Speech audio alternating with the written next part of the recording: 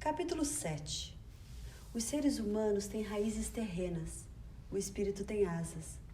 Ao honrar a linhagem dos filhos da Mãe Terra e encontrar suas raízes espirituais na teia dos sonhos, nossos espíritos abraçam seus corpos e os dois juntos conseguem voar. Cissy Gralha-Kiri. A união dos mundos. Ouço o sussurro da pequena e silenciosa voz interior e percebo o enorme poder do sagrado mistério que ali reside.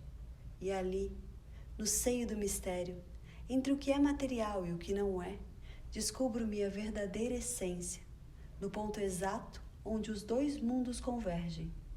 Ligo-me à minha essência, ao estado de graça de meu espírito, enquanto personifico as lições sagradas que aprendi. Aqui estou eu, entre os dois mundos, com dois sagrados pontos de vista. Mas ao saber que os dois são apenas um, minha jornada sagrada recomeça. James Sams. O quinto caminho da iniciação. A direção acima da roda da cura.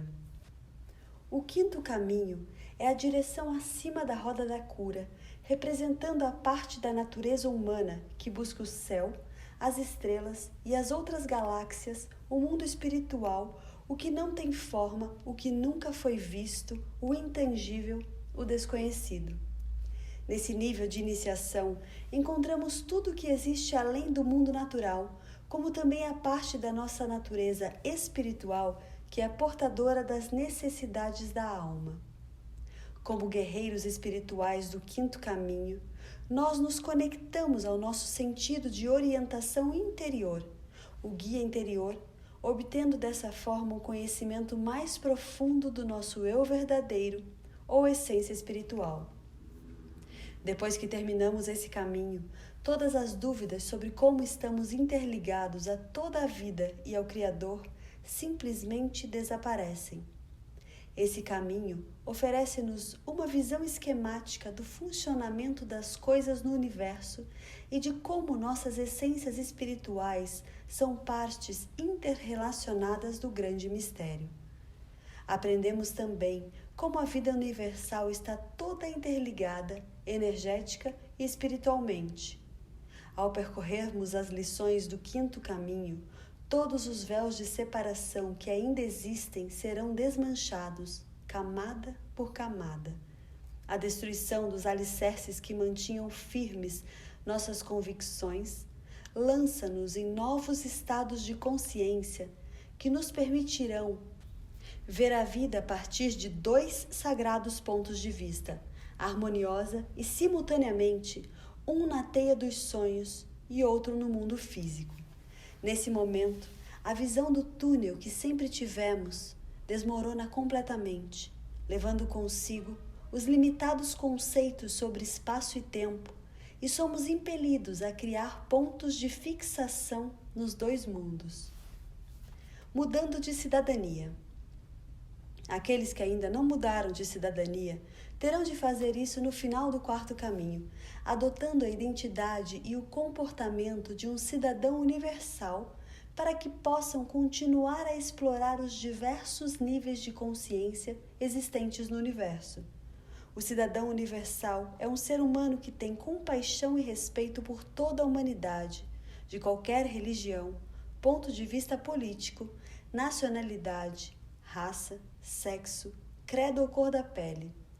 Relaciona-se com respeito com todas as religiões e práticas espirituais, sem achar que alguma delas é o único caminho possível. Reconhece a beleza que existe na verdade e sabe que todas as práticas espirituais contêm verdades. Não discute semântica e nem dogmas. Não deprecia as convicções dos outros, nem menospreza suas práticas religiosas. O cidadão universal honra os caminhos de todos os seres e permite que explorem a vida à sua própria maneira, sem críticas ou impedimentos. O cidadão universal vive segundo o credo da vida, unidade e igualdade para todos os seres humanos por toda a eternidade. Para viver segundo esses princípios, como cidadãos universais, Precisamos nos ligar à essência espiritual e ao Criador em todos os momentos. Para manter a ligação, necessitamos vigilância contínua, prestando atenção aos pensamentos, sentimentos e energias que circulam por nossos espaços sagrados. Nessa altura da dança, a palavra autossuficiência adquire um novo significado. Finalmente, compreendemos que somos os únicos responsáveis por encontrar e manter a ligação com o divino, e pelo uso da impecabilidade pessoal ao lidar com outros seres humanos, usando respeito e dignidade. Quando exploramos a natureza espiritual humana, estamos, na verdade, buscando a voz autêntica da alma, ou a essência espiritual, não a voz usada no mundo material, que é a voz do intelecto, mas a voz interior do conhecimento sereno. Essa voz é onde se expressa a verdadeira intenção da alma, evoluir. Esse desejo de evolução é o primeiro passo para qualquer criação. O segundo passo é a decisão consciente de agir em cima disso. No início do quinto caminho, é detonado dentro de nós um mecanismo completamente diferente de tudo o que conhecemos antes. Meus instrutores chamavam esse mecanismo de eco. Quando a voz da essência espiritual move-se através do corpo, mente e emoções, sem encontrar resistência, ela ecoa no âmago do nosso ser. Esse eco da verdade é reconhecido por nós como o anseio da essência espiritual. Aqueles que respondem a esse chamado ecoam com o desejo consciente de entrar nas lições do quinto caminho e tomam a decisão de continuar. Ao desejar ou escolher conscientemente explorar os níveis invisíveis de percepção que existem além da realidade física, estamos evidenciando nossa intenção de ir além do conhecido e penetrar no desconhecido. Trilhar esse caminho requer uma profunda fé e confiança no nosso processo pessoal, bem como na ligação que temos com o grande mistério, Deus, o Criador de todas as coisas. Em todos os caminhos anteriores, aprendemos a desembaraçar e soltar nossas emoções, pensamentos e hábitos, e aprendemos também a curar o passado.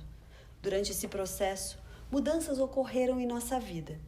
Estávamos basicamente limpando a casa para que a verdadeira intenção da alma pudesse emergir. No quinto caminho, o desejo da alma é a evolução através da união do céu e da terra, sem separações e com plena consciência. Nossa aceitação consciente da intenção da alma é indispensável para que o quinto caminho possa realmente começar. Em outras palavras, precisamos concordar conscientemente que vamos prosseguir e penetrar um terreno desconhecido, que talvez não seja sólido. Seguiremos a nossa decisão de explorar as partes físicas e não físicas da vida humana, maravilhados com as possibilidades que nos aguardam e sem sentir medo nem resistência. Estamos dispostos a operar em dois mundos, o visível e o invisível. A partir desse ponto, os dois serão um só. Isso ensina-nos a não deixarmos de participar ativamente da consciência da teia dos sonhos, enquanto ao mesmo tempo prosseguimos com nossas vidas cotidianas e integramos nossa percepção dos dois mundos. Os casamentos provocados pela união. Diversas uniões entre o coração, o corpo, a mente e o espírito começam a acontecer quando decidimos transitar simultaneamente nos dois mundos. Adquirimos convicção sobre o que é certo para nós pessoalmente e o que não é. Passamos a compreender o processo de crescimento espiritual sem negar seus aspectos inexplicáveis, que antes provocavam uma grande hesitação. Nossa nova compreensão provoca sentimentos que pedem que honremos a nós mesmos. Algumas pessoas, por exemplo, querem voltar para casa Esse anseio profundo e inexplicável não é exatamente o anseio por um lugar, mas sim um desejo de retorno ao seu eu autêntico, à essência espiritual, de honrar o que o eu realmente necessita. Isso surge após termos feito o trabalho interior, quando já sabemos exatamente quem somos e quais são nossos pontos fortes e fracos. Essa sabedoria, adquirida com esforço, emergiu de sucessivos ritos de passagem e de uma convicção interior proveniente da autoexploração e da purificação. A convicção que levamos para a vida cotidiana começa a refletir a voz da essência espiritual. Todo mundo já se perguntou, uma vez ou outra, de onde veio essa frase? Ou, por que será que eu disse isso? Em caminhos anteriores, costumávamos falar sem pensar. Muitas vezes as palavras que dizíamos vinham de alguma parte ainda não curada de nós mesmos, cheias de emoções continuamente revividas porque não as soltamos. A partir do terceiro e do quarto caminhos, ficamos espantados com as palavras de sabedoria que de repente escapam de nossos lábios. Nesses momentos, a essência espiritual usa sua poderosa intenção, passando por cima de pensamentos e sentimentos conflitantes, e exige ser ouvida. Quando entramos no quinto caminho, desenvolvemos uma única voz que se origina do alinhamento da mente, cofração, vontade, corpo e espírito. Esse alinhamento cria um casamento entre o eu físico e o eu espiritual. Quando essas duas perspectivas se fundem em uma única voz, passamos a usar nosso poder e nossa autoridade pessoal, atuando nos mundos visível e invisível com inabalável convicção. Nos caminhos anteriores, muitos iniciados utilizavam as ferramentas espirituais de seus respectivos caminhos para lidarem com desequilíbrios de comportamento ou antigas feridas, corrigindo ou curando o corpo, a mente, as emoções ou o espírito. No quinto caminho, torna-se necessário sair dessas rodas de experiências e adotar a autossuficiência. Por exemplo, no quarto caminho, curamos nossos problemas, encontramos o propósito do existir e aprendemos a ser eficazes neste mundo. Tendo esse alicerce desenvolvido, já não precisamos mais nos apoiar na orientação externa, proveniente dos outros. A verdadeira orientação divina, que vem da nossa essência espiritual, instila autoridade espiritual em nossas vidas em todos os estados de consciência. No quinto caminho, muitas das verdades que se aplicavam às lições anteriores começam a se dissolver. Essa destruição daquilo que antes era verdadeiro para nós é uma coisa boa. Temos que renunciar ao passado para poder experimentar as novas verdades que surgem no quinto caminho. Se nos aferrarmos às velhas verdades, começaremos a estagnar e acabaremos em uma situação onde nossas zonas de conforto não serão retiradas. As soluções que antes davam certo tornaram-se ineficazes e precisamos largar tudo e abraçar um novo ponto de vista, proveniente da essência espiritual. Esse segundo ponto de vista contém uma visão genérica dos mundos físico e não físico, inclusive uma nova forma de compreensão que elimina as falsas ideias sobre como a vida funciona. Aqui somos lembrados de que continuamos precisando de alicerces espirituais básicos que possam nos manter equilibrados. Bem-vindos à Terra pouco firme. Aqui nós passamos pelo aprendizado da cura do lagarto, o sonhador e guardião dos sonhos, ao ver as coisas por uma nova perspectiva. O lagarto nos pergunta: vocês são os sonhadores ou os sonhados? Será que nossas essências espirituais estão sonhando esta vida física? Ou somos seres físicos que exploram a consciência universal através dos sonhos que temos ao dormir? Percebemos que somos as duas coisas e muito mais. À medida que mergulhamos mais fundo no potencial humano, descobrimos que nossa consciência espiritual existe em diversos níveis de percepção e que quando exploramos essas dimensões, resgatamos ainda mais força vital e energia. Aprendemos a expandir nossos sagrados pontos de vista, de forma a incluir outras realidades que antes nunca julgamos que pudessem existir. Quando eu estava nessa altura do meu desenvolvimento pessoal, experimentei um alargamento do meu ponto de vista sagrado, que alterou para sempre minha ideia do mundo. Eu estava sentada em Tioé, em estado de silêncio interior e imobilidade, quando senti que estava saindo do corpo e viajando pelo céu, com milhões de estrelas passando por mim. Passei pelos planetas do nosso sistema solar, que estão mais perto do Sol.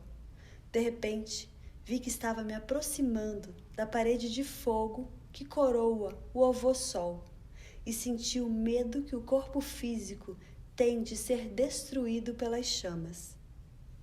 Respirei lentamente e soltei o medo, enquanto penetrava na parede de fogo e saía do outro lado.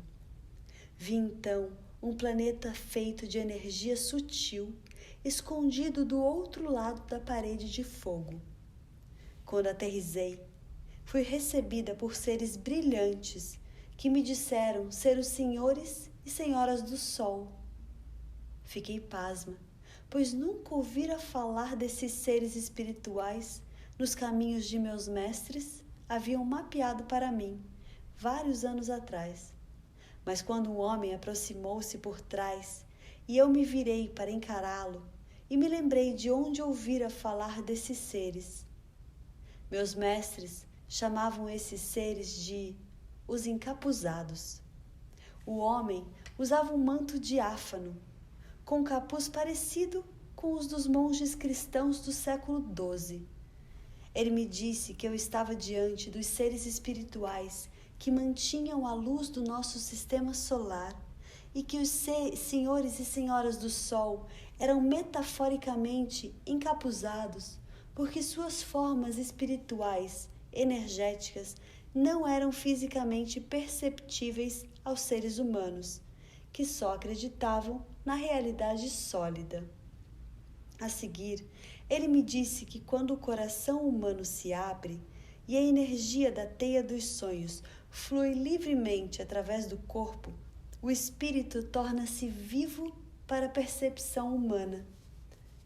Fui instruída por uma mulher ao meu lado que disse que meu rito de passagem estava completo e que agora eu estava livre para subir ao próximo nível da dança, mas que primeiro teria de atravessar novamente a parede de fogo para poder devolver a essência espiritual ao corpo físico. Ela me disse também que quando eu atravessasse a parede de fogo pela segunda vez, teria início uma cadeia de acontecimentos que iria mudar minha vida para sempre. A seguir, ela me chamou por um nome secreto, conhecido apenas por aquele que me concedeu esse nome, e que indica a forma pela qual nossos espíritos são reconhecidos no mundo espiritual. Por fim, ela me abençoou e aceitei a coragem que ela me oferecia, descendo pela parede de fogo uma segunda vez.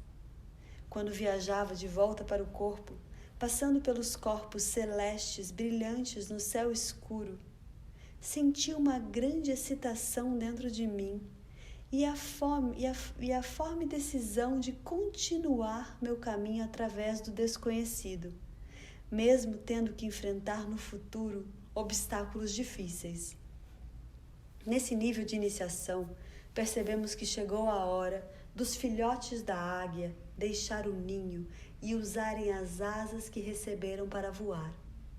A nova autossuficiência torna-nos mais responsáveis pelo passado, presente e futuro. Não precisamos mais processar cada acontecimento de nossa vida, na tentativa de tentar entender por que uma determinada coisa aconteceu. Os métodos de cura do passado não se aplicam mais a esse novo território do qual agora nos aproximamos. Chegamos ao ponto de estar completamente presentes em tudo o que acontece e sabemos lidar com as novas questões na hora em que se colocam, para depois soltá-las e prosseguir o caminho. A antiga necessidade de rotular todos os eventos da vida, atribuindo-lhes significado, ou catalogar a importância psicológica, emocional ou espiritual de todas as experiências, simplesmente começa a desaparecer. Se não entramos naturalmente nesse processo, cairemos nas ciladas da iluminação que irão provocá-lo. Largar tudo de novo? Precisa mesmo? Já observei diversas vezes pessoas que ficam presas ao papel de conselheiras espirituais ou oráculos para os outros, evitando assim fazer o próprio trabalho interior e aplicar a sabedoria às suas próprias vidas. Elas têm necessidade de ser constantemente o mestre ou o canal, valorizando a si mesmas em função apenas de seus dons. Outras pessoas, ao contrário, tornam-se discípulos perpétuos e têm medo de voar por si mesmas. Uma vez, observei uma mulher que estava se aproximando do quinto caminho. Havia desenvolvido a intuição e a sabedoria interior até um nível bem razoável, mas negava seu próprio dom quando usava constantemente outras pessoas para acentuar a importância de qualquer pequeno acontecimento de sua vida. Estava aprisionada à curiosidade de saber o que lhe aconteceria no futuro, e ia a todo cartomante ou vidente que descobrisse. Se alguma dessas pessoas lhe falasse algo que não gostasse sobre seus padrões de comportamento, ela esbravejava, fazendo discursos encolerizados, mas nunca olhava para dentro de si mesma, na busca de respostas que estariam lá, caso confiasse na sua sabedoria interior. Essa atividade incessante a mantinha em um círculo vicioso de ciladas da iluminação do quarto caminho e testes surpresa do quinto, que a imobilizaram durante anos. Outras pessoas que usaram terapias para ajudá-las ficaram dependentes de aconselhamento. Em vez de se tornarem a única autoridade sobre suas próprias vidas, aprendendo dessa forma, com seus próprios esforços, outros adotam o ritual habitual e usam as cerimônias espirituais como fonte de interação social, incapazes de ficarem sozinhas ou rezarem. Algumas dessas pessoas são sensíveis e cuidadosas quando fazem as cerimônias, mas tornam-se insensíveis assim que a cerimônia termina. Esses são padrões de comportamentos e medos que pertencem a caminhos passados e que estão voltados à superfície para serem revistos. Nos caminhos anteriores, aprendemos a confiar em nós mesmos, errar e tentar de novo, desenvolvendo assim as habilidades que necessitamos. Um novo nível de aprendizado surge quando descobrimos a voz de nossa natureza guerreira, confirmando nossa ligação com o grande mistério. É imperativo encontrar essa voz e confiar implicitamente na orientação que ela nos oferece, antes de sermos capazes de continuar. Quando não conseguimos abandonar os velhos padrões, libertando-nos das antigas formas de ser, fatalmente vamos estagnar. Até podermos enxergar nossa incapacidade para aceitar a mudança, não conseguiremos nos livrar das lições do coiote, criadas por nós mesmos, nem das pequenas estradas lamacentas e circulares dos testes surpresas e das ciladas da iluminação que enfrentamos nos caminhos anteriores e que continuam a aparecer em nossas vidas. Nos caminhos anteriores, recebíamos a orientação misturada com questões pessoais, anuviando a clareza da mensagem.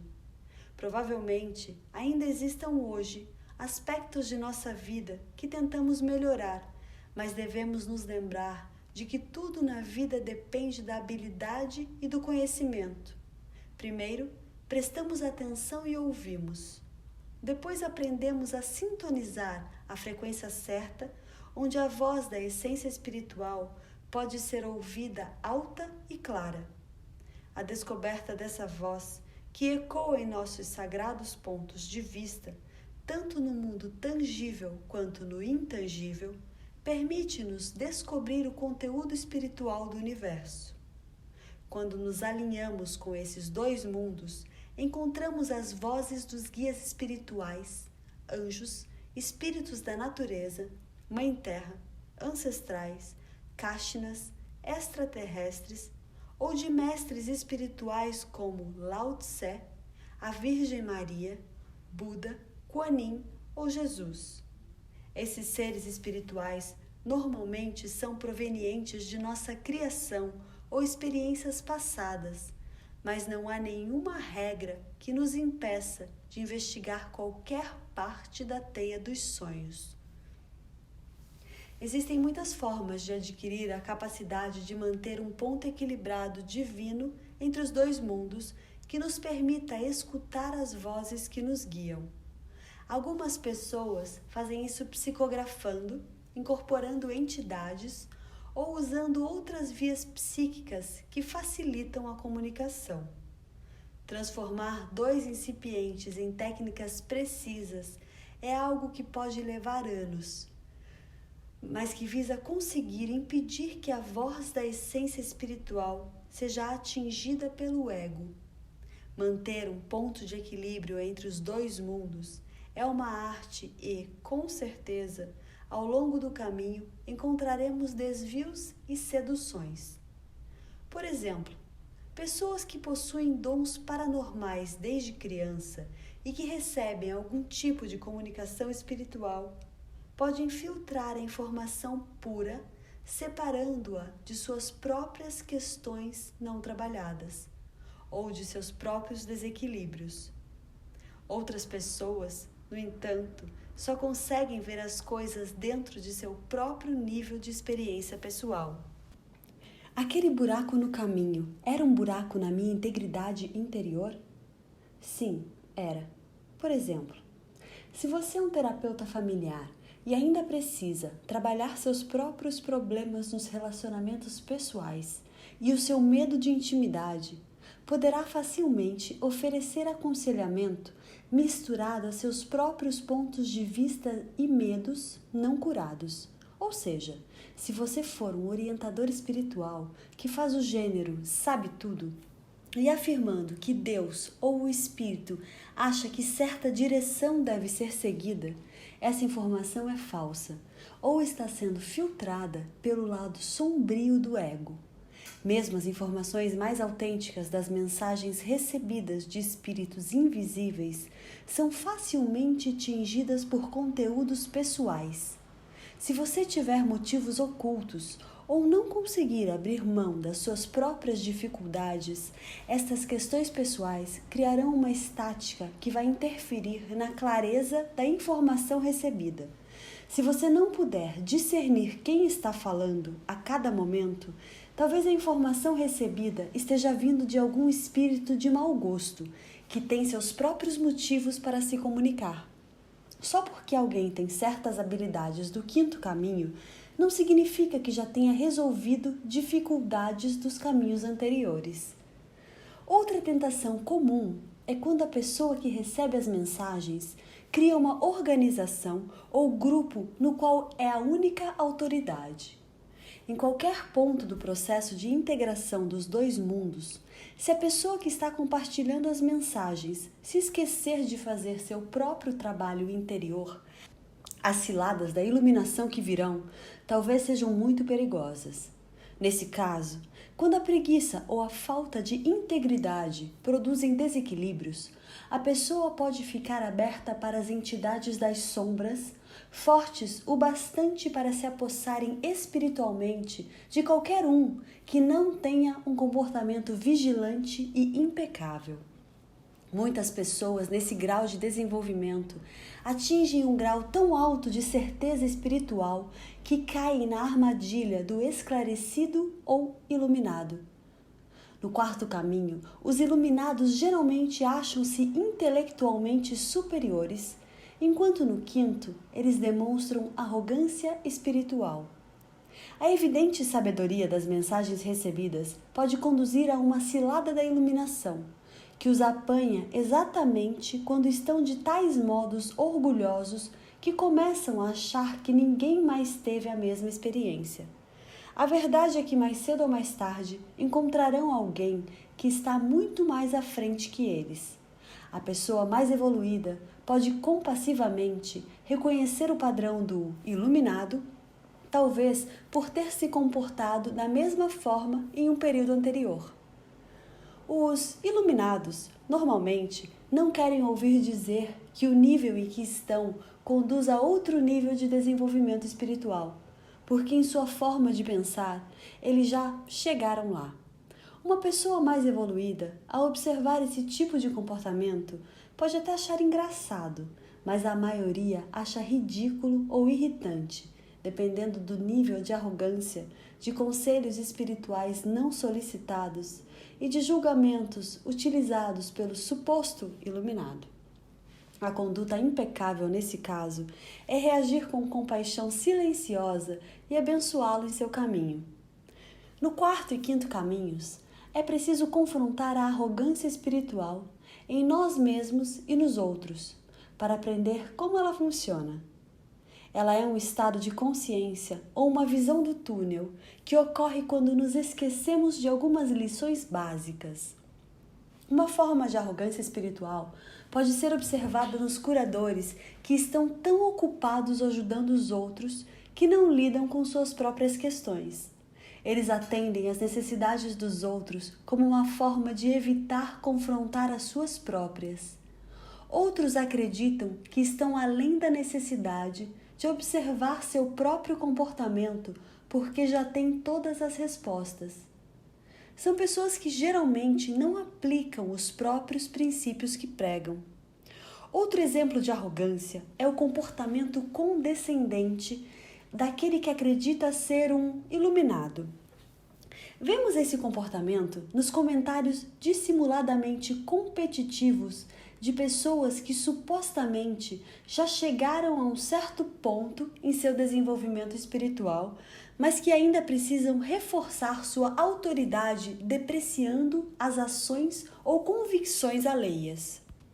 Muitas pessoas que estão entre o início do quarto e o meio do quinto caminhos e que estão passando por experiências espirituais importantes compreendem mal o processo ocorrido e julgam que suas almas cederam o lugar para permitir que seres mais evoluídos possuíssem seus corpos.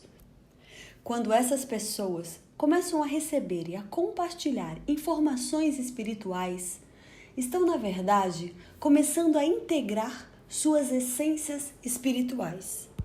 Algumas vezes, elas acreditam que suas almas fundem-se com seres angelicais ou que são possuídas por seres extraterrestres. Essas percepções podem ser muito reais na hora, porém mais tarde, no sexto e sétimo caminho, torna-se evidente que todo ser humano é um ser angelical. O mecanismo de esquecimento que funciona quando assumimos um corpo humano ensina-nos que precisamos esconder nossas asas para sobreviver no brutal mundo físico, que é o palco da experiência humana. O processo de reintegração da essência espiritual exige que abandonemos os véus da negação para assumir nossas verdadeiras identidades eternas. Todos são escolhidos, mas poucos respondem prontificando-se a servir. É uma armadilha acreditar que fomos escolhidos acima e além de outros seres humanos, ou que escolhemos deixar nossas almas serem substituídas simplesmente porque algum extraterrestre de executar a missão que nós pessoalmente concordamos em executar quando na forma humana. O desejo de outorgar a outros nossa autoridade espiritual permeia o início do quinto caminho.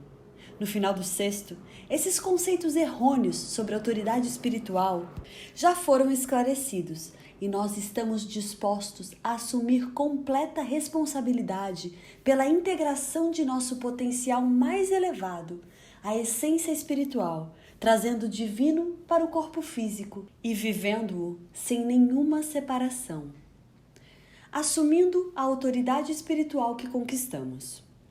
Eventualmente, podemos nos situar na abertura entre os dois mundos, de forma confortável e permanente, abandonando de uma vez por todas a ideia de separação. Nesse novo estado de consciência, não precisamos mais receber orientação espiritual de fontes externas. A frase "eles me disseram que", referindo-se a guias, anjos ou outras entidades espirituais, desaparece do vocabulário e não existe mais separação entre orientação espiritual externa e nossos sagrados pontos de vista. Daqui para frente, estaremos firmemente ligados à fonte criadora do universo, o grande mistério, Deus, sem precisar que essa ligação seja intermediada pela consciência de uma outra entidade dentro da teia dos sonhos. Aprendemos a reconhecer que estamos integralmente ligados, conectados e agindo eficientemente, tanto no mundo físico como no não físico. Conquistamos nosso lugar no universo como pontos de consciência ativados que somos. Daqui para frente, aprenderemos a usar essa autoridade espiritual com graça impecável. Ao longo do quinto caminho, são desenvolvidas as qualidades que permitirão que a natureza do guerreiro espiritual assuma o controle, em qualquer momento e em qualquer situação. Essa sábia voz essencial sabe ser amorosa e respeitadora, escutar e oferecer encorajamento. Essa voz tem disciplina e autoridade sobre as emoções e os pensamentos negativos, que podem nos desequilibrar ou cortar as cordas que nos mantêm firmemente centrados em nossos caminhos individuais. Algumas pessoas chamam essa voz de eu superior. Ela vem de um lugar dentro de nós que está sempre em contato com o poder maior, ou Deus. Na tradição dos videntes do sul, essa voz é chamada de claro lago. Quando falamos, sentimos e pensamos, como um lago claro e límpido, permitimos que nossos pensamentos e sentimentos, e também as palavras dos outros, sejam ouvidas e sentidas, movendo-se através de nós com facilidade. Adquirimos também a capacidade de interagir sem reagir, olhando qualquer situação como um observador desapegado que é capaz de enxergar o evidente, sentindo emoções sem prendê-las, mantendo a mente livre de tagarelice e optando sempre por uma perspectiva neutra. Procure na sacola do coiote os instrumentos que você precisa.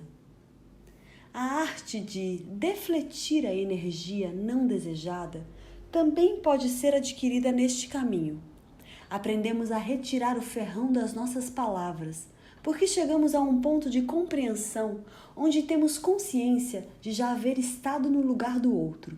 Agora, agimos de forma amorosa e, ao mesmo tempo, continuamos usando o humor ou a irreverência para defletir a rigidez da seriedade excessiva ou do dramalhão. Existem várias técnicas para fazer isso que se tornam naturais e espontâneas quando empregadas adequadamente. Nós desenvolvemos essa capacidade ao compreender a necessidade de manter o equilíbrio em todos os momentos. Quando estamos suficientemente presentes para poder exercer a arte da deflexão e quando temos o equilíbrio necessário para não absorver energia negativa, demonstramos um novo nível de respeito pelos espaços sagrados. O respeito acompanhado da responsabilidade pessoal por tudo o que encontramos no mundo físico e não físico. É o que nos permite agir simultaneamente nos dois mundos. Adquirimos a capacidade de perceber os dois lados sem achar que nenhum deles é mais importante, porque os dois existem igualmente na nossa percepção. Meus mestres ensinaram-me diversos meios para manter o equilíbrio enquanto se está defletindo energia negativa. São métodos usados para manter limites saudáveis em situações difíceis. Eis aqui uma história que ilustra um desses métodos. Um homem que eu conheço projetava continuamente os seus próprios problemas nos outros e culpava as pessoas por tudo que achava que estava errado em sua vida. Um dia ele enumerava os defeitos de diversos amigos. Quando eu falei, ele se virou e me acusou de tentar interromper seu discurso negativo. Respondi com uma gargalhada dizendo: "Bem, então faça minhas malas e me mande para um lugar bem longe, de castigo." Dessa vez, ele ficou furioso e eu ri novamente. Mesmo assim, ele não percebeu o que estava sendo refletido para ele e começou com suas críticas.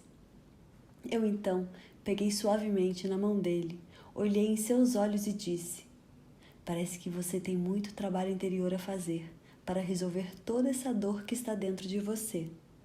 Foi como se tivesse esbofeteado. Sua cabeça recuou 10 centímetros e ele entendeu. Tentei usar as táticas que ajudam a essência espiritual de outra pessoa a assumir o controle sobre a crítica, a seriedade excessiva, o dramalhão ou a ausência de responsabilidade pessoal. O quinto caminho oferece-nos oportunidade para usar a voz do equilíbrio e empregar todos os métodos que aprendemos para mostrar aos outros a impecabilidade que eles também podem atingir.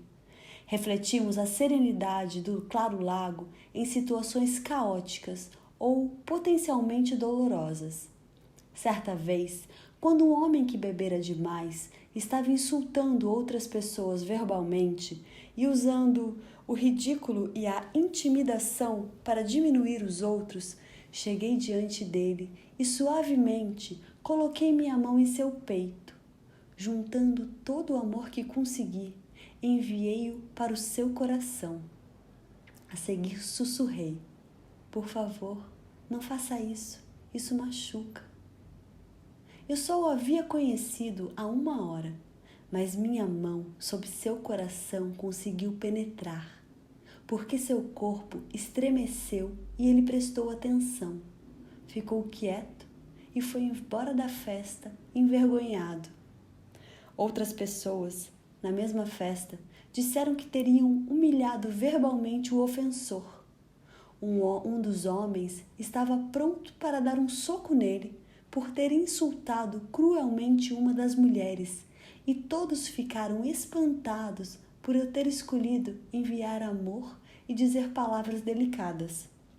Meus amigos acabaram concordando que eu lidara bem com a situação, porque estando tão bêbado, o homem poderia ter se tornado violento. A capacidade de avaliar corretamente uma situação e reagir de forma adequada é um dom. A compaixão e a observação desapegada, juntamente com a sabedoria da experiência, permitem-nos reagir de forma possível, usando sempre o poder da escolha pessoal. Se refletirmos impulsivamente, não poderemos defletir o caos que está prestes a irromper e acabaremos piorando a situação. O quinto caminho ensina-nos a trazer a cura para a vida cotidiana.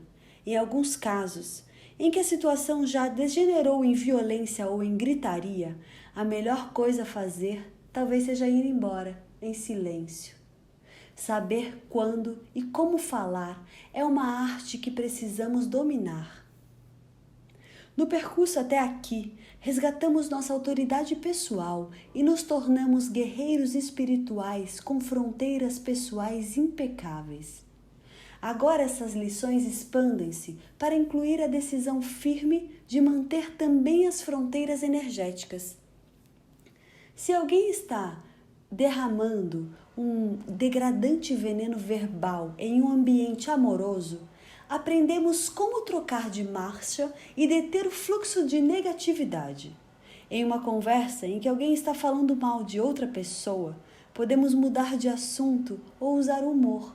Ou podemos respeitosamente dizer alguma coisa boa sobre a pessoa de quem se está falando. A forma como lidamos com uma situação pode determinar seu resultado final. Se usaremos raiva ou ameaças para impedir alguém de fazer um papel de tolo, tornamo-nos responsáveis pela reação que provocamos. Entretanto, isso não quer dizer que a raiva não possa ser usada de forma adequada. Eu já fingi estar zangada com uma pessoa que sempre bancava a vítima, dizendo: "Como você ousa? Você tem mais força, talento e capacidade para resolver esse problema do que a maioria das pessoas que conheço. Como ousa depreciar sua cura pessoal, choramingando, como se não tivesse nenhum recurso? Você é uma pessoa magnífica desta criação." Minha raiva certamente despertou a atenção da pessoa. A atitude defensiva, provocada pelo primeiro "como ousa", virou choque, depois surpresa, a seguir um sorriso e, finalmente, a decisão de deixar de ser vítima. Por quê? Porque alguém estava zangado o suficiente para forçar a pessoa a ver sua própria força e beleza interiores. Nos casos em que há alguém se comportando mal dentro de uma reunião de grupo, também podemos usar as fronteiras energéticas. A energia positiva invisível é uma arma potente contra a negatividade. Agir a partir do coração é uma arte que se domina no quarto caminho. Quando dominamos essas artes, podemos conseguir resultados espantosos para o observador casual. Ao se usar a compaixão juntamente com a intenção de não ferir, forma-se uma barreira, pois a pessoa que se comporta mal não se vê forçada a defender. O observador também precisa fazer uma escolha pessoal: se vai entrar na arena do conflito ou se vai embora. Podemos ignorar o mau comportamento das outras pessoas, dando de ombros, ou podemos defletir a energia, interagindo com a pessoa através de ações ou de palavras. Trata-se de escolher que tipo de dança queremos dançar com o agressor. Não temos que carregar o excesso de bagagem do outro. A energia que não origina em nós, mas que vem em nossa direção, é considerada energia exterior determinada por outros agentes. É uma energia originada por outra pessoa que envia para nós por foco ou intenção. Esse fluxo pode ser emocional, psíquico, de cura, desejo, sexualidade, compaixão, pensamentos repulsivos, intenção de prejudicar ou admiração genuína. Na teia dos sonhos, esses fluxos invisíveis de energia podem entrar facilmente em nossos espaços sagrados se não tivermos consciência de que precisamos preservar nossas fronteiras energéticas. Fronteiras energéticas são construídas de duas formas. A primeira ocorre na vida cotidiana, quando usamos nossa intenção para mudar uma situação potencialmente perigosa ou negativa, alterando seu foco. Fazendo isso, observando e retirando a atenção do polo negativo e colocando-a no polo positivo nos pensamentos, palavras e ações. A segunda forma de erigir uma barreira energética é usar a intuição e a observação atenta para construir uma barreira na teia dos sonhos. Para fazer isso, temos que estar completamente presentes e atentos à energia que percebemos vindo em direção ao nosso espaço sagrado, além de prestar atenção à energia que estamos colocando no mundo. Perceber a energia que vem em nossa direção é uma habilidade indispensável se vamos interagir com os mundos invisíveis dentro da teia dos sonhos. Alguns limites são determinados através da escolha pessoal. Quando decidimos não acolher os comportamentos abusivos ou inadequados do lado sombrio da natureza humana, estamos criando uma barreira de certeza na teia dos sonhos. moldamos uma fronteira também ao decidir que vamos nos proteger e temos uma intenção firme a respeito do que vamos experimentar. Essas decisões determinam as formas de abuso, negatividade ou comportamentos desequilibrados que não vamos permitir em nossas vidas cotidianas. A maestria dessas habilidades depende de quanto nos permitirmos sentir e sermos influenciados por aquilo que não está resolvido dentro de nós. Já a precisão da informação depende totalmente da capacidade de nos comportarmos como testemunhas neutras, defletindo a energia não desejada antes que ela se instale em nosso espaço sagrado. A construção dessas fronteiras é uma arte do quinto caminho que continuará pelos caminhos subsequentes. A capacidade para usar a vigilância e as fronteiras energéticas de forma intuitiva na teia dos sonhos pode ser adquirida de várias maneiras. Nós erigimos barreiras adequadas nos mundos visíveis e invisíveis quando integramos os pontos de vista dos dois mundos, ou seja, nossa materialidade e nossa natureza espiritual. Precisamos desenvolver a capacidade de ver os dois lados simultaneamente, sabendo que são dois mundos, honrando o físico e o sutil como uma visão panorâmica dos diferentes níveis existentes em nosso universo. E a barreira se fez. É essencial ser capaz de detectar segundas intenções ou motivos ocultos. Anos atrás, alguns dos meus discípulos acusaram-me de não saber receber, somente dar. Porém, havia um problema com o que eles entendiam por dar. Eu não estava disposta a receber presentes que contivessem motivos ocultos. Aprendi a detectar expectativas ocultas, tais como: eu lhe dou essa mensagem de presente e quero que você me dê uma sessão de cura gratuita. Certa vez, permiti que um estranho, leitor dos meus livros, desse-me uma sessão de trabalho corporal gratuita e paguei caríssimo. Quando durante a sessão inteira, ele me pediu que interpretasse cada sonho que tivera nos últimos 2 anos. Outra vez, uma aluna, terapeuta corporal, fez-me perguntas durante a sessão inteira de massagem e não consegui relaxar por nenhum instante. Casos similares aconteceram diversas vezes. Eu tinha que limpar meu campo energético de todas as histórias que enfiavam no meu corpo. Uma bela confusão e uma boa lição para mim. Ao levantar barreiras energéticas e pessoais adequadas, consegui evitar perder um tempo precioso limpando meu próprio campo energético. Aprendi muito sobre a importância das barreiras e fiquei verdadeiramente grata a todas essas pessoas por serem mestres tão bons. O inventor e cientista Nikola Tesla nunca apertava a mão de ninguém porque não queria absorver nada do campo energético dos outros. Ele acreditava que esses campos afetavam sua própria consciência. Quanto mais sensibilidade adquirimos em relação à energia, força vital, intuição ou habilidades espirituais, mais discernimento precisamos. Especialmente no início do quinto caminho, atravessamos períodos de extrema sensibilidade e sobrecarga sensorial. Nossos campos de energia são abertos para os mundos mentais, emocionais e espirituais que existem na teia dos sonhos.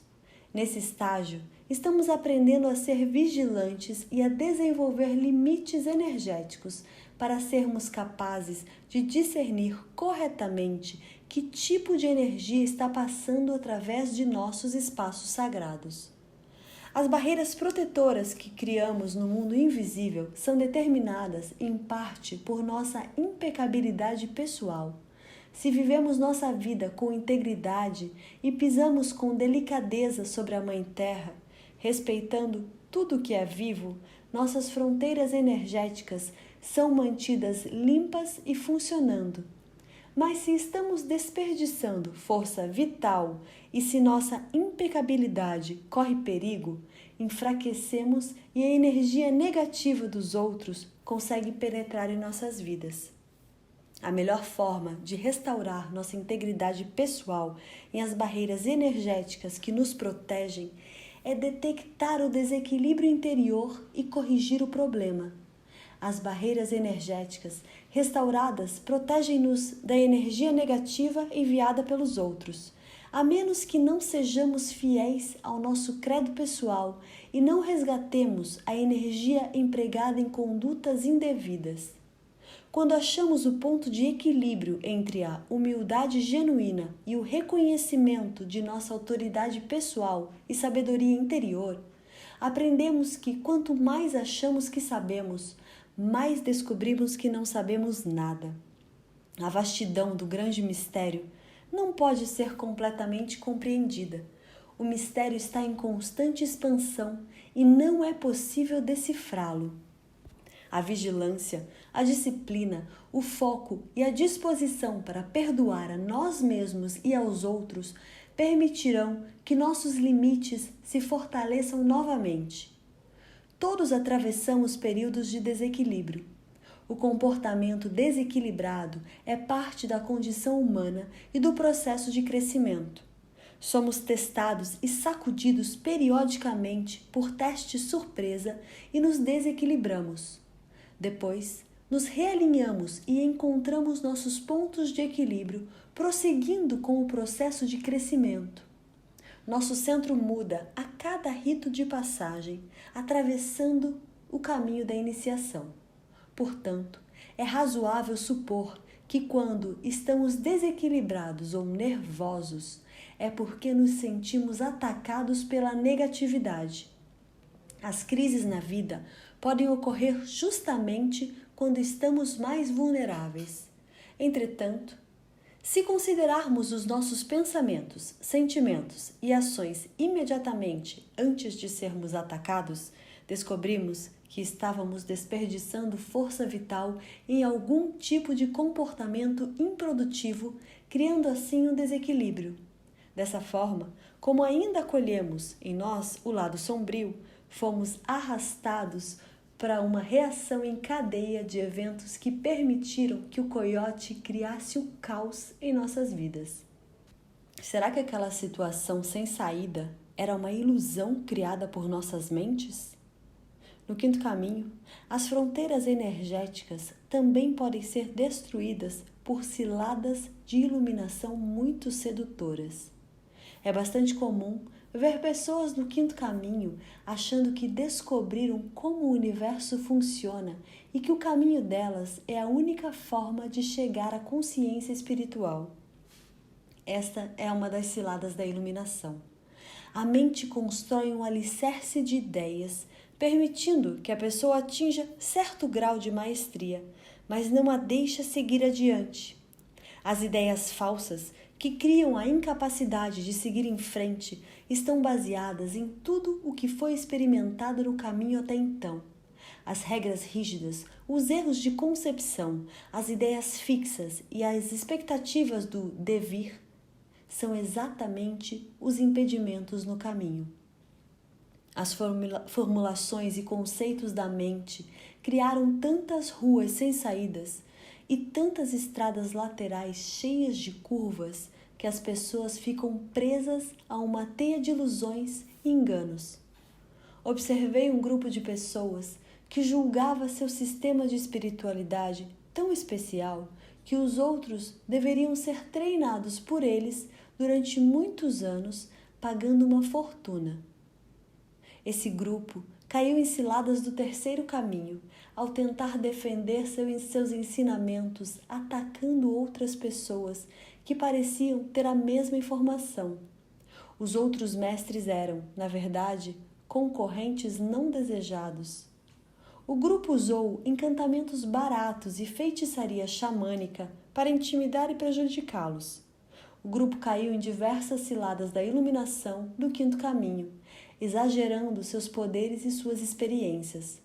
Mentiram para que as pessoas de boa vontade que estavam patrocinando seus seminários e enquanto permaneciam nesta condição desequilibrada, continuaram a explorar a teia dos sonhos com suas técnicas de viagem fora do corpo.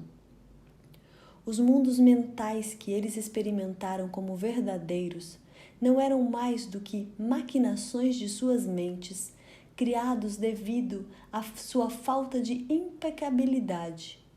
Joaquim Berta. Eles ensinaram os outros os princípios desses estados turvos de consciência. Nessa altura, a calamidade manifestou-se sob a forma de sucessivas lições do coiote.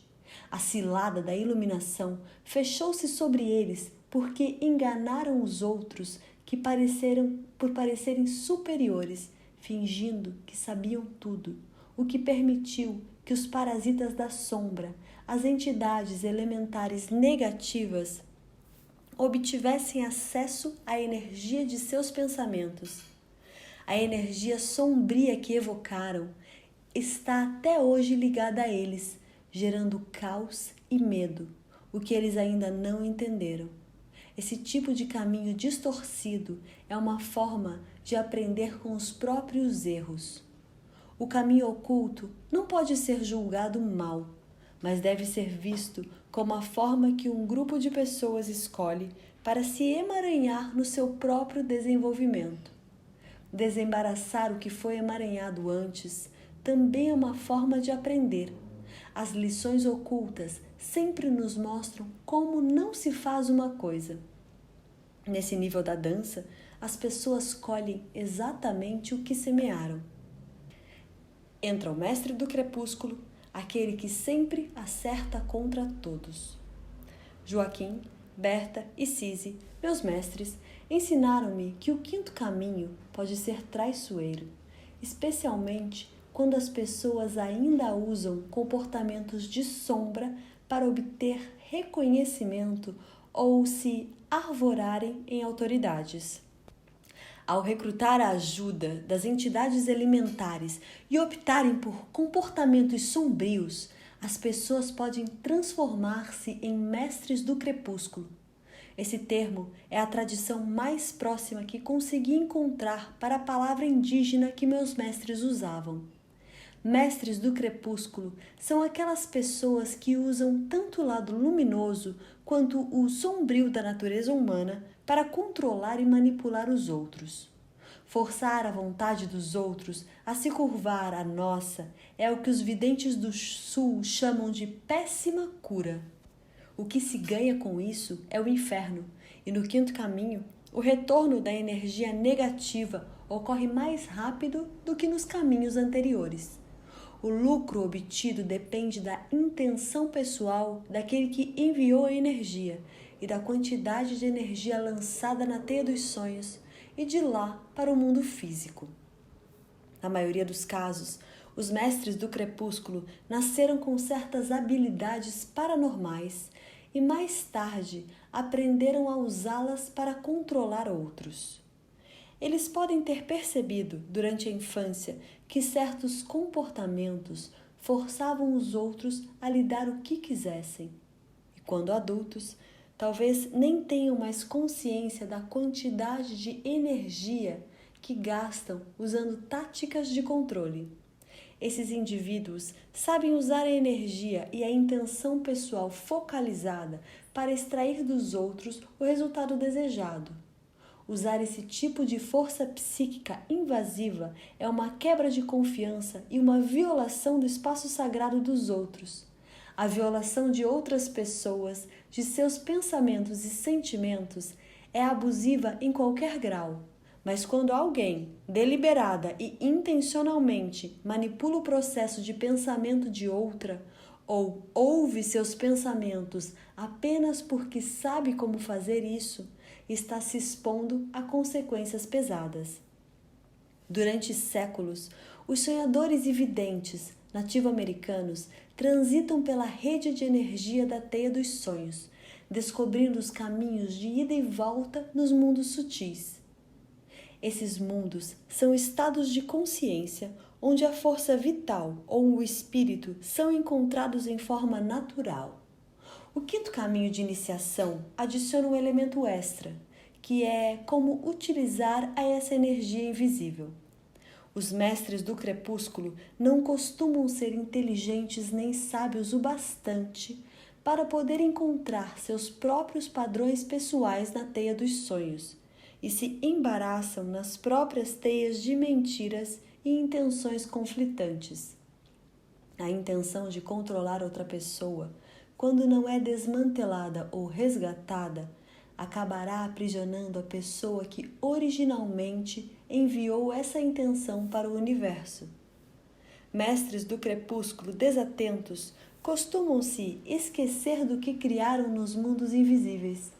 Essas teias de energia foram criadas com suas ideias fixas, mentiras ou desejos manipuladores. Quando os mestres do crepúsculo encontram essas mesmas teias mais tarde, já se esqueceram de que foram criadas por eles mesmos para iludir os outros, e por isso ficaram presos nessas falsas consciências enquanto estão fora do corpo.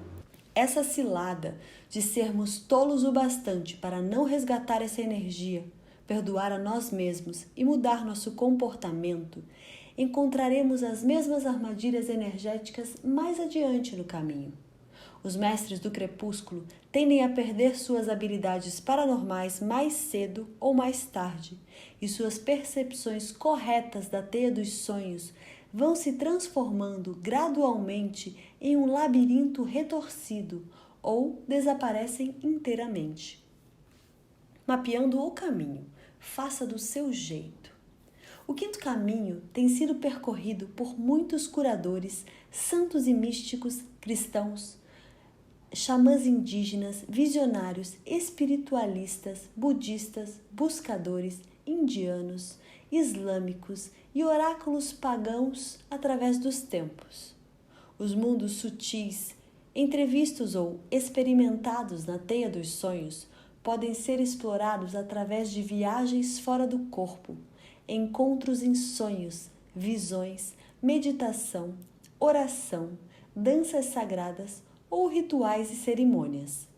Esses momentos iluminadores podem ocorrer em qualquer caminho, dependendo da disciplina utilizada pela pessoa que busca a ligação com o grande mistério ou com o universo. Entretanto, é no quinto caminho que começamos a dominar essas técnicas, levando-as a um nível de excelência tal que nos permita prosseguir com confiança e segurança. No quinto caminho, precisamos aprender a lidar com as ilusões que encontramos nos mundos invisíveis pelos quais transitamos em estados alterados de consciência. Um estado alterado de consciência é uma mudança de nossas percepções físicas habituais, fazendo-nos detectar os mundos sutis.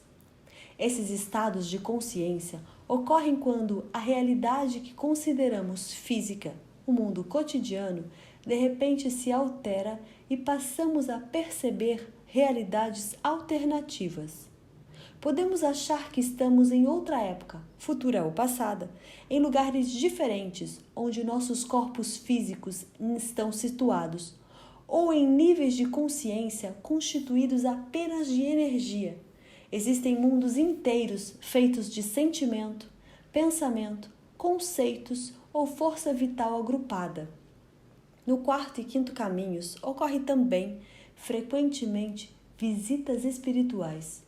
Podem ser visitas de espíritos de ancestrais, anjos, guias espirituais, parentes que morreram, animais de poder, divindades ou espíritos da natureza. Em algumas tradições espirituais, estas visitas são consideradas visões. As visitas também ocorrem nos caminhos anteriores, se a pessoa tiver a capacidade extrasensorial de perceber. Em cada um desses casos, sejam visões, visitas, estados alterados ou momentos de interação divina, precisamos integrar a informação e a experiência ao nosso sagrado ponto de vista, para determinar se estamos diante de uma ilusão ou não. É preciso usar o discernimento que desenvolvemos até aqui. Uma forma fácil de discernir a intenção dos espíritos vistos nessas visitas é observar como nos sentimos. Se sentimos amor e uma sensação de bem-estar, não há ilusão envolvida. Mas, se achamos que a mensagem contém controle ou manipulação, então precisamos nos livrar desses espíritos, usando uma vontade pessoal e autoridade espiritual. Se sentimos medos, ou se a mensagem nos depreciam e nos fazem sentir culpados por não sermos perfeitos, então estamos diante de uma obra de um mestre do crepúsculo. Ordene que o espírito saia do seu espaço sagrado imediatamente e continue a fazer isso até que ele desapareça. Nesse caso, também é bom obter ajuda espiritual com anjos, espíritos ancestrais, guias ou mestres espirituais de sua fé, perdendo-se na vastidão do além. Gostaria de deixar claro que essas experiências do quinto caminho não são as ilusões de pessoas desequilibradas, cuja loucura as conduziu a dimensões fantásticas de insanidade. Uma pessoa do quinto caminho já eliminou os desequilíbrios e é mentalmente sã. Existe risco, entretanto, quando a pessoa não desenvolveu completamente a intenção, o foco, o discernimento, o uso adequado da vontade, a disciplina e a capacidade de viajar fora do corpo. Para esses indivíduos, talvez seja mais apropriado obter sucesso no crescimento espiritual através dos sonhos, meditações e visões ou através de oração e cerimônias. Se a viagem astral for tentada sem o devido treino e preparação, pode-se ficar preso em uma realidade alternativa ou em outro nível de consciência, com o risco de resultar em insanidade. Pessoas não devidamente preparadas pelos caminhos anteriores podem facilmente cair no desespero e na sensação de que nada adianta. Quanto mais essas pessoas se identificarem com a dor e o sofrimento, ou com o desespero e a impotência, mais depressa cairão no abismo coletivo do desespero humano.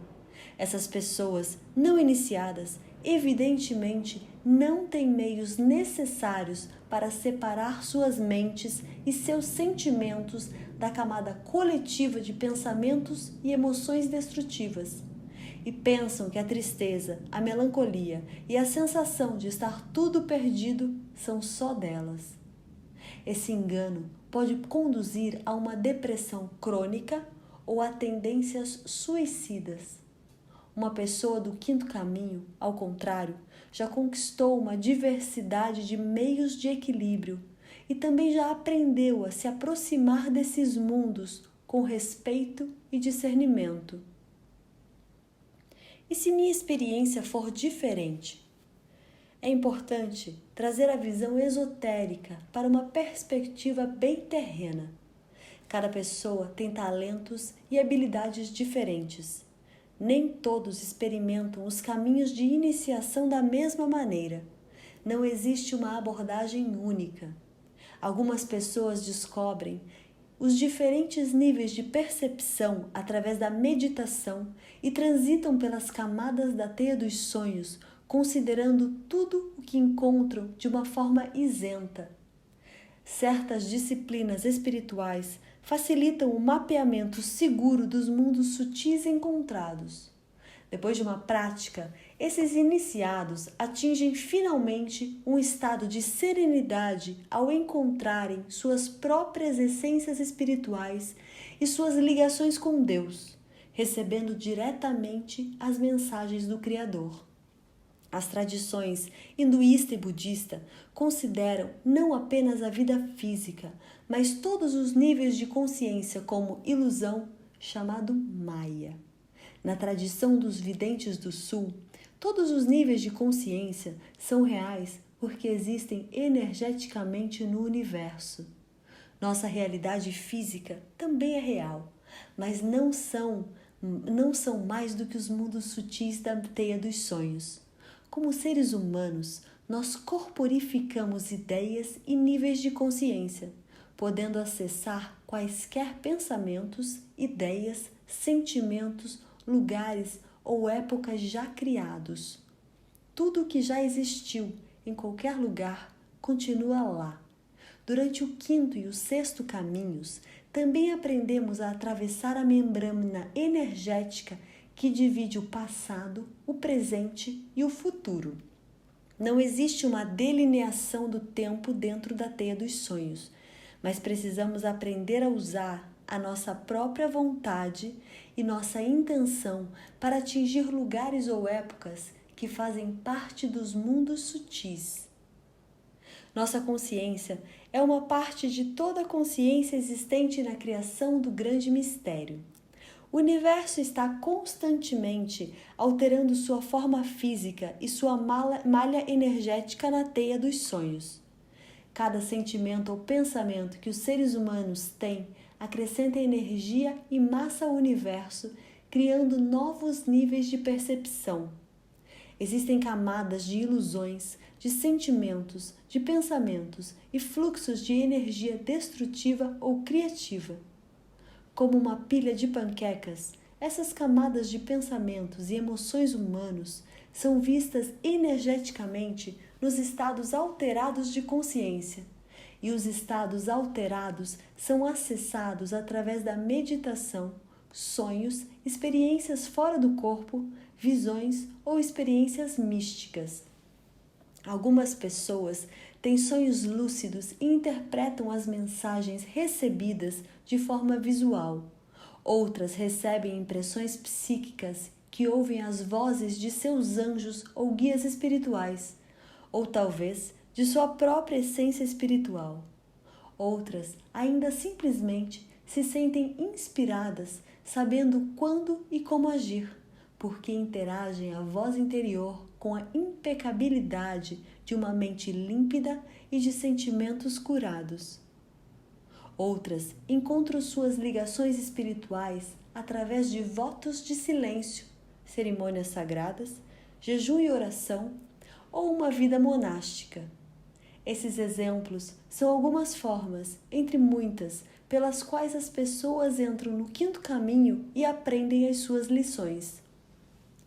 Por que as coisas estranhas parecem estar acontecendo dentro do meu corpo? Durante o quinto caminho, é comum sentirmos sintomas físicos inexplicáveis. Em alguns casos, eles podem ser diagnosticados pelos médicos, mas em geral são o resultado de novas sinapses que estão sendo criadas no cérebro para receber os novos níveis de consciência encontrados.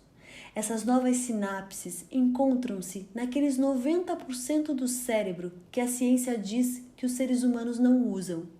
Essa parte do cérebro é usada para intuir corretamente os mundos invisíveis que existem além dos nossos sentidos físicos. Quando o iniciado do quinto caminho tem um pé em cada mundo, mas ainda não aprendeu a se equilibrar direito, a descarga de energia nas sinapses em desenvolvimento ligadas à teia dos sonhos pode provocar curto-circuito nas sinapses do cérebro que sempre estiveram lá, desde o nascimento, ligadas ao corpo físico. Esse fenômeno é de natureza eletromagnética e é capaz de gerar dores ou outros sintomas desconfortáveis.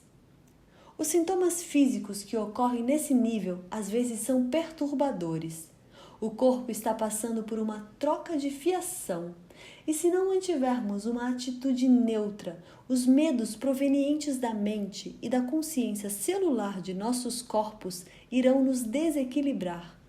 Algumas pessoas experimentam espasmos e dores musculares que não passam e que são muitas vezes diagnosticados pelos médicos como fibromialgia. Outras sentem vertigens, tonteiras, enjoos ou dores de cabeça que surgem quando essas pessoas retornam de uma estada mais prolongada em outras realidades. Esses sintomas podem ocorrer quando algum barulho alto interrompe uma meditação profunda, sonho ou experiência fora do corpo.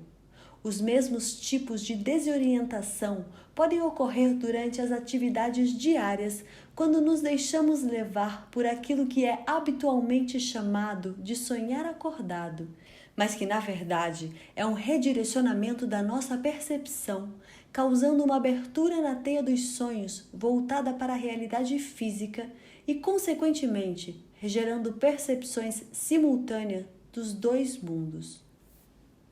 Quando estão sendo enviadas mensagens da teia dos sonhos, algumas pessoas sentem dores físicas recorrentes ou formigamento em alguma parte do corpo. Outras veem um brilho colorido diante dos olhos ou algum outro fenômeno que chama a atenção para a necessidade de focar na mensagem, permitindo que o sinal seja recebido. Formigamentos frequentes em algumas áreas do corpo ou na cabeça servem para chamar a atenção da pessoa no quinto caminho e muitas vezes prosseguem durante anos.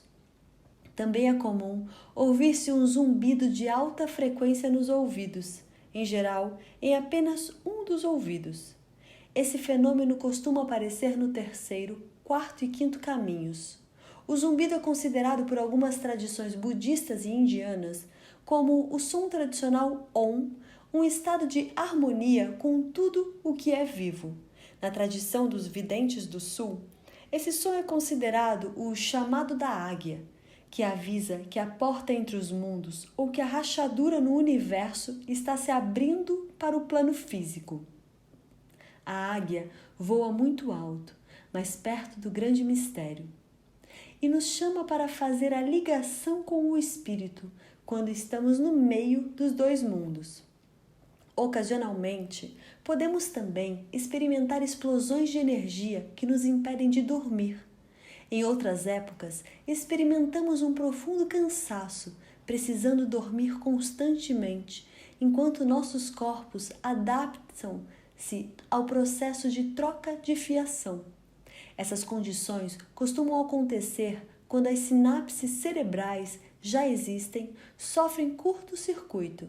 Enquanto as novas sinapses adaptam-se às energias encontradas e aos novos níveis de consciência, somos afetados por ondas de percepção que fluem e refluem através de nossos corpos. Em alguns casos, insistimos em ignorar os sinais do corpo.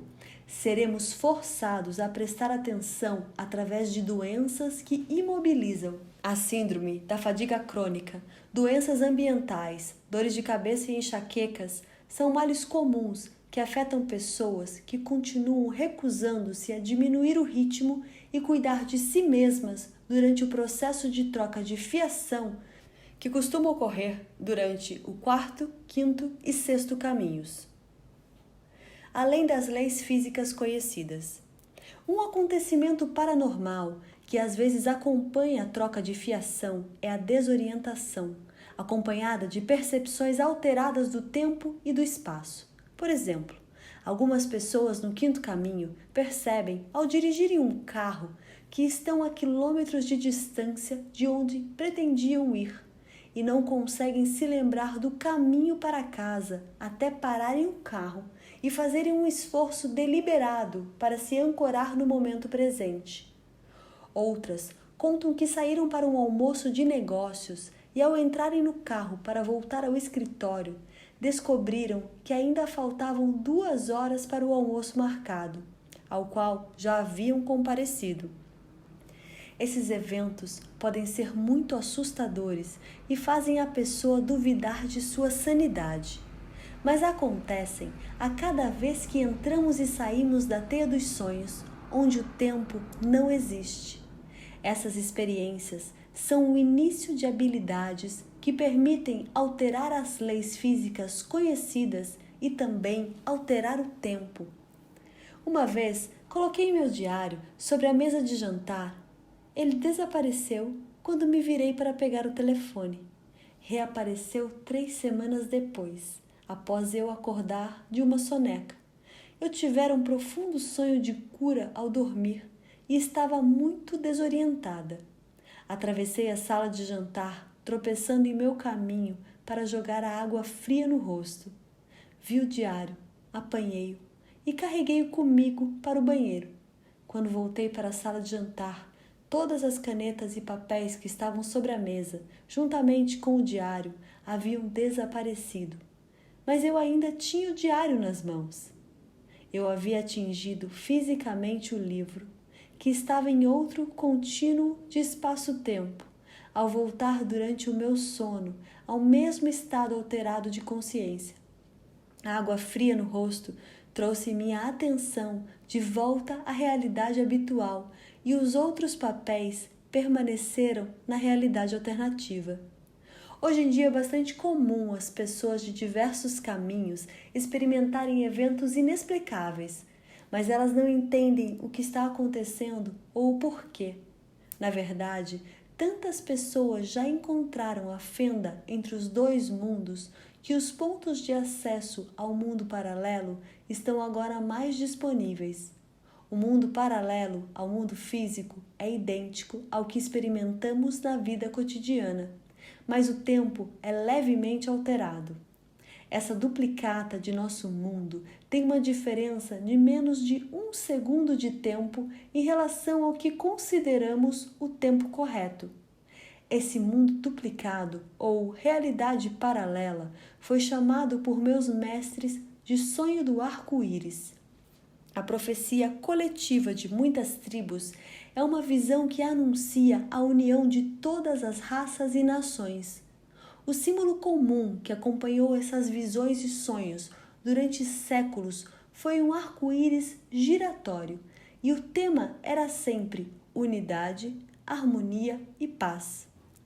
O arco-íris giratório foi originalmente encontrado pelas sociedades secretas dos videntes e sonhadores nativos americanos. As visões do potencial desse mundo futuro foram crescendo em energia através dos anos, à medida que mais seres humanos talentosos e criados descobrissem essas ideias dentro da teia dos sonhos. O sonho da paz mundial existe em forma de energia e é uma realidade que tem sido alimentada por visionários do mundo inteiro durante séculos.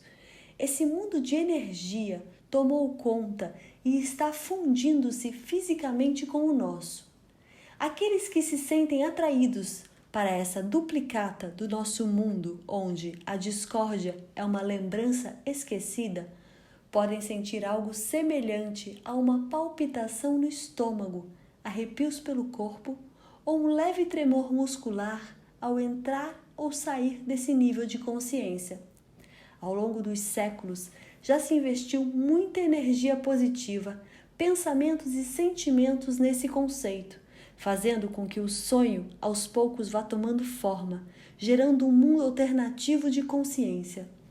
Algumas vezes, nossas experiências com essa dimensão podem gerar efeitos inexplicáveis, como alteração do tempo, espaço ou localização, ou sensações misturadas que confundem e assustam terrivelmente aqueles que não compreendem o que está acontecendo. As pessoas podem sentir palpitações na boca do estômago quando estão adormecendo. Isso se torna particularmente comum a partir do terceiro caminho. Ocorre quando o corpo está abandonando o estado de vigília e as ondas cerebrais começam a desacelerar, entrando no profundo relaxamento. A batida do coração e a palpitação no estômago assinalam que a porta se abriu para a fenda entre os dois mundos e que o corpo dos sonhos do indivíduo está despertando em outras dimensões de consciência. Já discutimos o corpo dos sonhos em capítulos anteriores, mas uma explicação adicional referente ao quinto caminho faz-se necessária aqui. Meus mestres definiram o corpo dos sonhos como uma contraparte espiritual ou sutil portadora da ilimitada consciência humana. O corpo dos sonhos pode se separar do corpo físico e é o veículo usado para viajar fora do corpo, seja em estado de sono ou lúcido, para explorar outros níveis de consciência. O sonhador encontra os meios de dirigir seu corpo de sonhos quando a essência espiritual fornece a intenção do guerreiro e o foco da vontade, que são indispensáveis para se ter consciência do que acontece nos sonhos e também para alterar os acontecimentos por meio de decisões pessoais. Os videntes usam essa mesma habilidade quando acordados, utilizando o corpo de sonhos para sair do corpo ou para seguir rastros de energia através da teia dos sonhos, localizando a informação que buscam. Ambas as habilidades são simplesmente estados de consciência que permitem que o vidente e o sonhador descubram a mesma informação, só que por métodos diferentes. Símbolos e conceitos transformam-se em conhecimento. Os símbolos e as metáforas contidas nos sonhos permitem que os sonhadores explorem os vastos mundos da teia dos sonhos enquanto o corpo físico dorme. A capacidade para interpretar corretamente os símbolos dos sonhos é o primeiro passo no desenvolvimento de experiência de um sonho lúcido, sonho seletivo ou sonho profético. Quando os sonhadores conseguem desenvolver essas capacidades adiantadas, sua essência espiritual liga-se ao corpo de sonhos ao entrar na teia dos sonhos, fornecendo a orientação, o foco e a intenção necessários para a pessoa permanecer consciente do que acontece e lembrar-se de tudo ao despertar.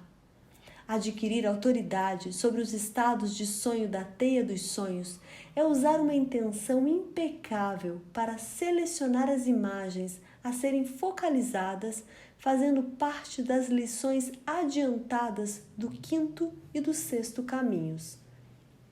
A autoridade proveniente da essência espiritual, como sua intenção e foco, é também indispensável aos videntes, para que possam perceber corretamente a diferença entre os eventos futuros possíveis e os prováveis.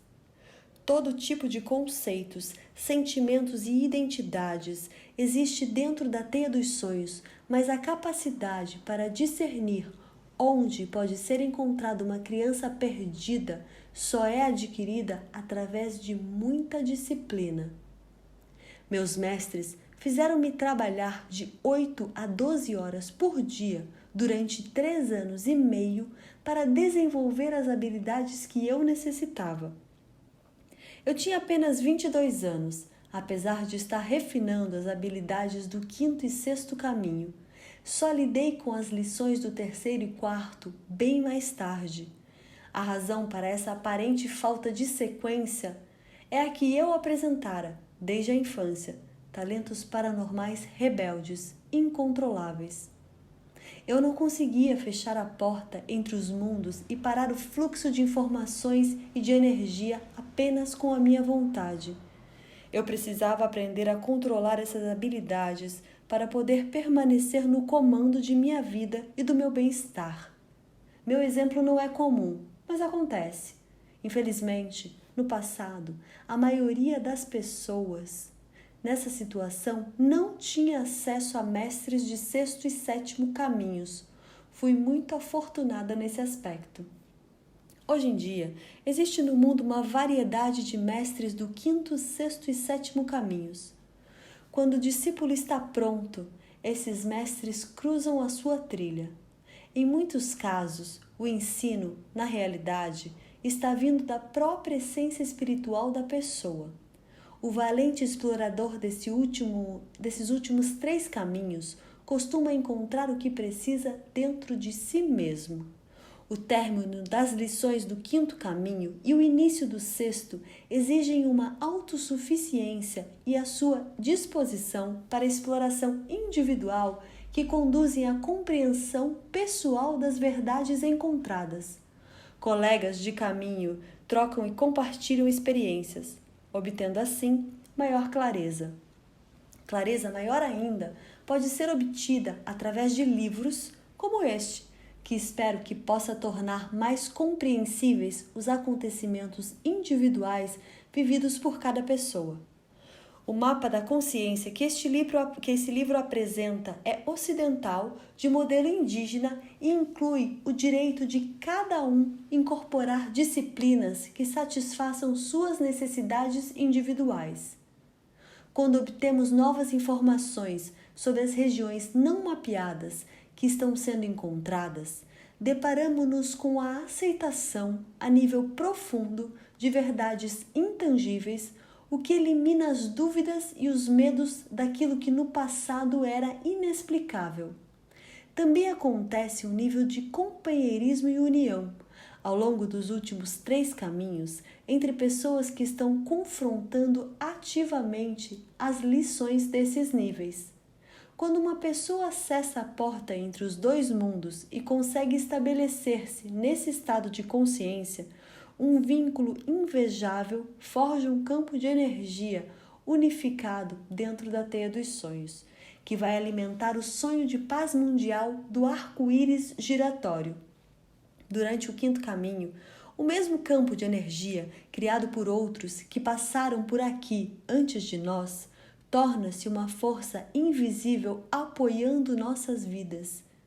Desse campo energético, feito de boa vontade e da intenção de muitos, retiramos o encorajamento e a ajuda de que precisamos para nos sentirmos estabilizados, confortáveis e inteiramente conscientes de estarmos, ao mesmo tempo, com um pé em cada mundo.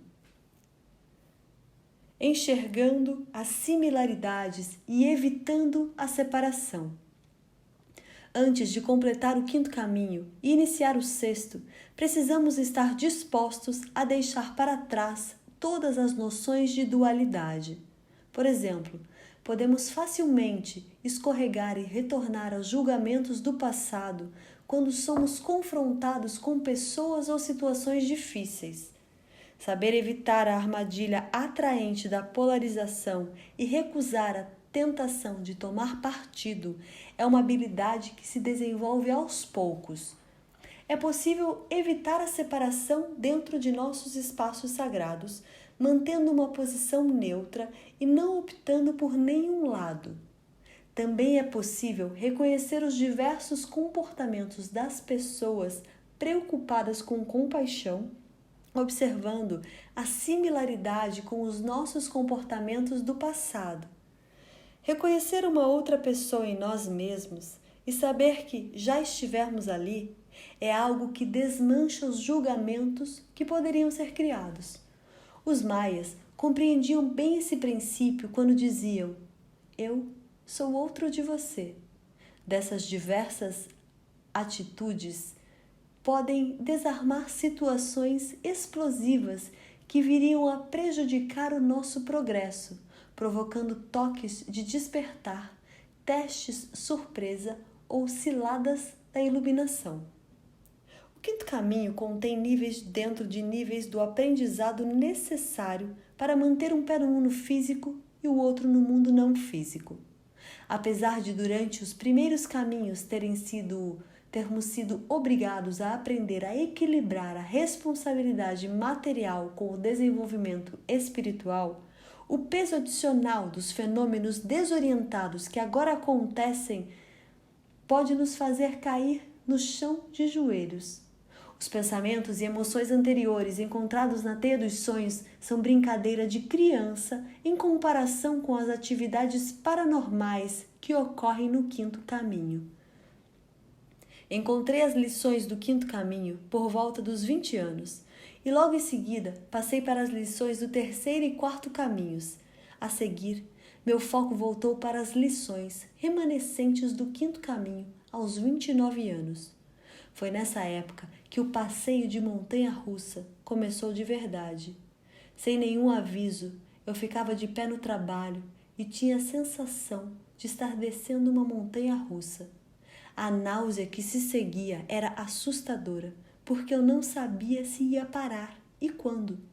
Então, eu saía, deitava na grama e tentava sentir a terra embaixo de mim para não vomitar. Mesmo com todo o meu treinamento anterior, eu não conseguia controlar os estados de consciência alterados e as visitas espirituais que se seguiam a essas experiências. Finalmente, vendi o restaurante que possuía porque não conseguia administrá-lo direito com tantos fenômenos paranormais incontroláveis acontecendo. Esses fluxos de energia e os eventos paranormais, juntamente com alguns sintomas físicos bastante desagradáveis, continuaram por mais 9 anos, enquanto eu percorria as lições do sexto e sétimo caminhos. Como que espera que eu voe como uma águia, se passo meus dias dançando com galinhas? Esse ato de equilíbrio é aquilo que meus mestres chamam de iniciação do templo da cidade. Nos tempos antigos, os sacerdotes maias e toltecas tinham templos para proteger os iniciados das tensões do grande mundo. No quinto caminho em diante, os iniciados viviam na reclusão e no silêncio. Nos tempos modernos, temos que passar pelo mesmo despertar espiritual, só que sem a proteção dos estilos de vida reclusos.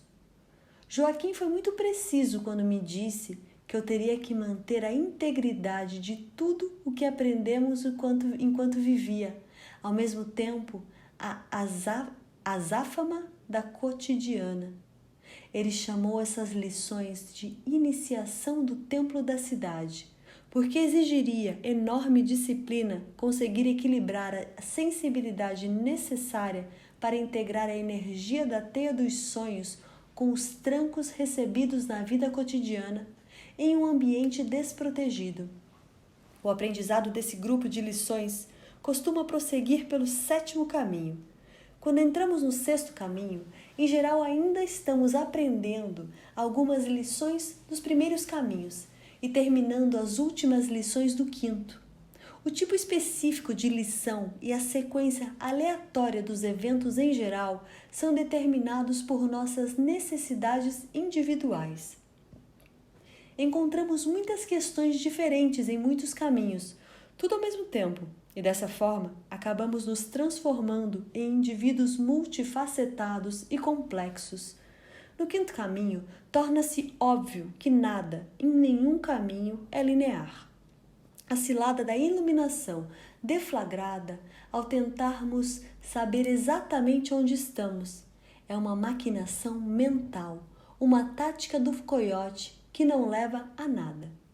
O quinto caminho ensina que não podemos usar o raciocínio linear nos mundos invisíveis.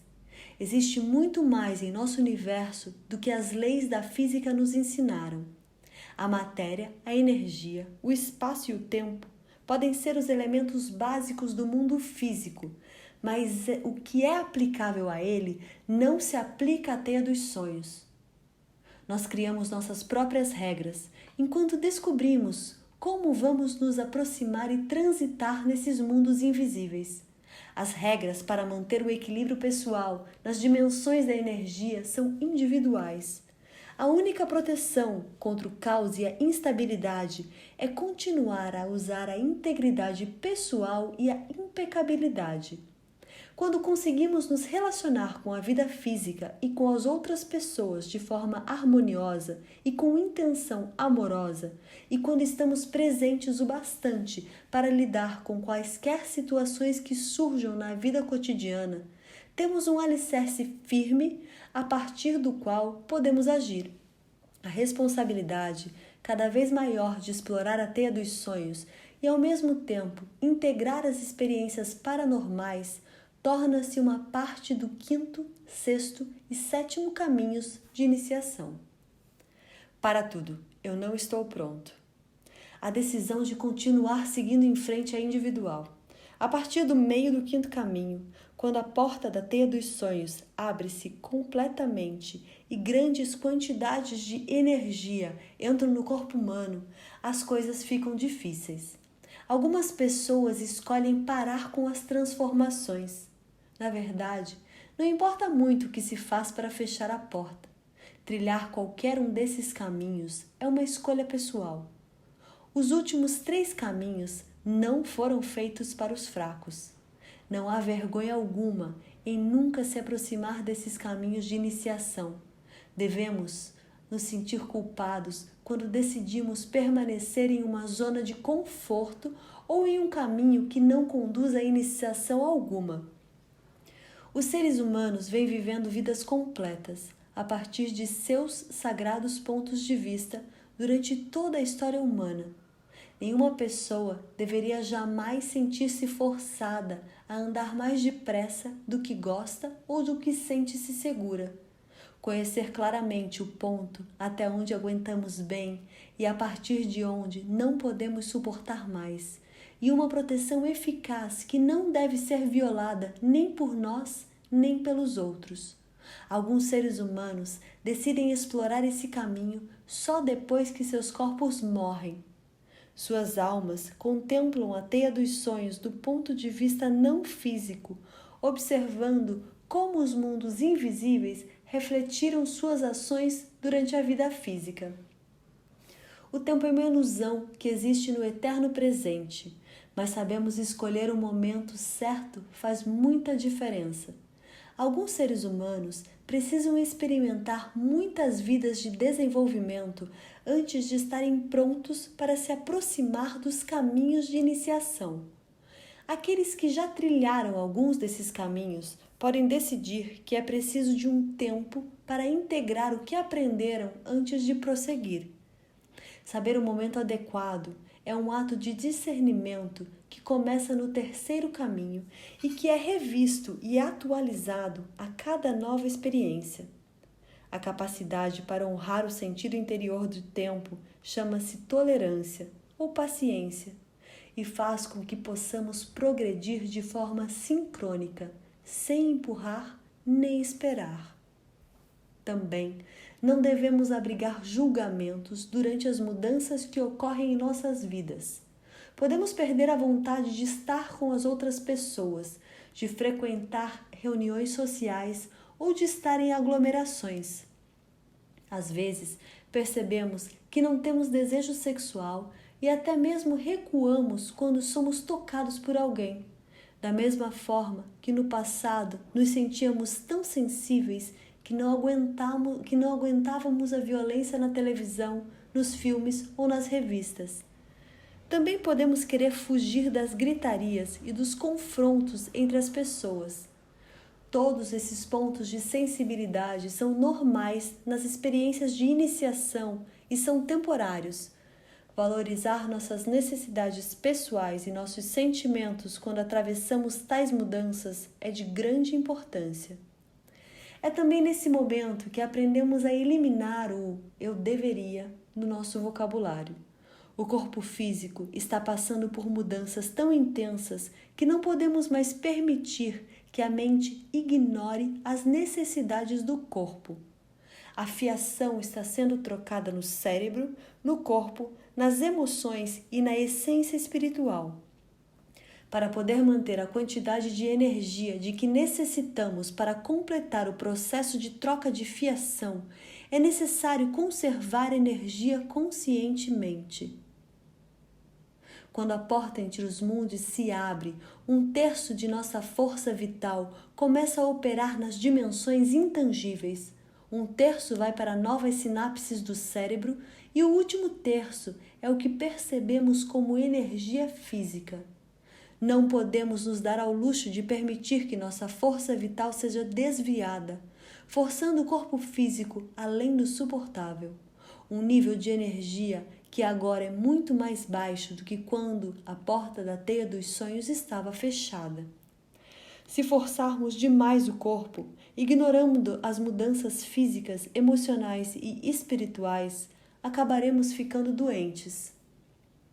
Quando a maré da força vital volta a se equilibrar, nós ingressamos em território desconhecido e começamos a vencer o medo de entrar nessas regiões e também o medo de sintomas e sensações inexplicáveis. Outros exploradores já passaram por aqui antes, mapeando pedaços da teia dos sonhos, mas a experiência é totalmente nova para nós. Sentimos uma energia desconhecida em nosso corpo físico e as sensações que tínhamos só de vez em quando tornam-se constantes. O fluxo e refluxo interior de energia mudam. A certa altura, sentimos a energia saindo constantemente de nossos corpos e somos forçados a lidar a todo instante com sensações novas provenientes das experiências desafiadoras que aparecem. Começamos a perceber, a nível profundo, que é preciso mudar nossas concepções de como as coisas funcionam no universo, a cada vez que encontramos a energia de um novo nível de consciência que estamos explorando agora. É seu, meu ou nosso?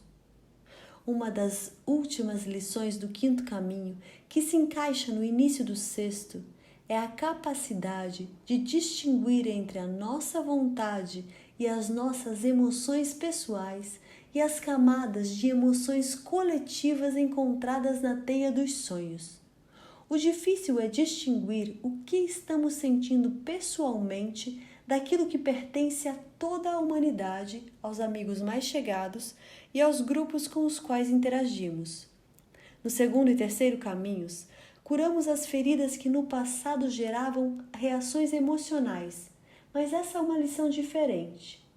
À medida que transitamos pelos mundos sutis e continuamos a interagir com outras pessoas no mundo físico, tendemos a absorver a energia de tudo o que percebemos. A tendência humana para absorver energia cria um vácuo magnético que opera através de nossos pensamentos. Se tivermos aprendido a viajar com sucesso pelos mundos sutis, então aprendemos também a não nos agarrar às camadas de energia, projetando para fora nossas avaliações e opiniões. A maioria das lições remanescentes do quinto caminho tem a ver com explorações espirituais pessoais. Aprendemos como usar o corpo dos sonhos para transitar pelos níveis de consciência da teia dos sonhos e aprendemos a expandir nossos sagrados pontos de vista para incluir as novas camadas de percepção. Muitas pessoas permitem que seus espíritos viajem para o céu, onde estão as estrelas. Essas pessoas encontram raios de luz colorida ligados a vários pontos da galáxia, camadas informes de sentimento contendo cor e som, e seres espirituais que nos enchem de amor e bênçãos. Essas experiências podem ser vividas na meditação, no sonho, em viagens fora do corpo ou em estados alterados de consciência induzidas por práticas espirituais. Sim, é verdade que já experimentamos coisas assim nos primeiros caminhos, mas na última parte do sexto caminho, nossa percepção vai se refinando até tornar-se bastante confiável.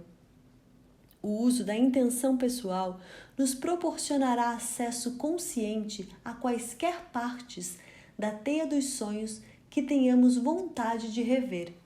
No quinto caminho, os dois mundos, da consciência espiritual intangível e da materialidade tangível, já não estão mais separados, existindo tanto dentro do corpo físico como na consciência.